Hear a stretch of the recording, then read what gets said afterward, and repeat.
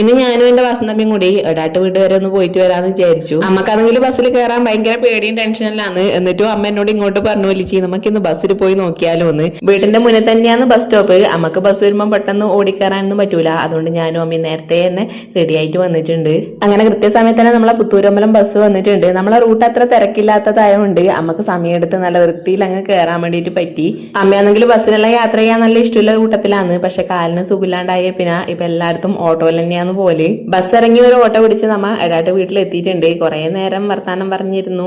അനിയുടെ പോകുമ്പോ അമ്മ പെട്ടെന്ന് വന്നോണ്ട് തന്നെ അമ്മേന്റെ കുറച്ച് സാധനങ്ങളെല്ലാം എടുക്കാനുണ്ടായിനി. അതെല്ലാം എടുത്ത് ഒരു കട്ടൻ ചായ എല്ലാം കുടിച്ചിട്ട് നമ്മ ഒരു ഓട്ടോ കയറിയിട്ട് വീണ്ടും പയ്യന്നൂരേക്ക് വന്നിട്ടുണ്ട്.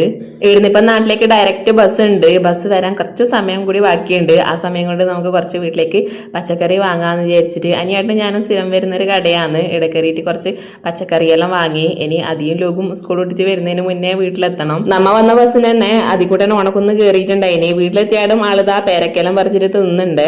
പിന്നെ ഒരു കാര്യം നമ്മൾ പ്രതീക്ഷിക്കുന്ന പോലെയല്ല സംഭവിക്കുന്നത്. അനിയാട്ടിന് ഇപ്പൊ ഇടക്കിടക്ക് വീഡിയോ കോളിൽ വിളിച്ചിട്ട് സംസാരിക്കുന്നതുകൊണ്ട് വലിയൊരു ആശ്വാസമാണ്. പിന്നെ അനിയാന്റെ ഏട്ടൻ ദുബായിലുണ്ട്. എല്ലായിടത്തും പ്രശ്നം തന്നെയാണ്. ഇന്നലെ അനിയാട്ടൻ താമസിക്കുന്ന സ്ഥലത്ത് ഏട്ടൻ പോയിട്ട് കണ്ടിട്ടുണ്ടായിനി. അത് വലിയൊരു ആശ്വാസമായി.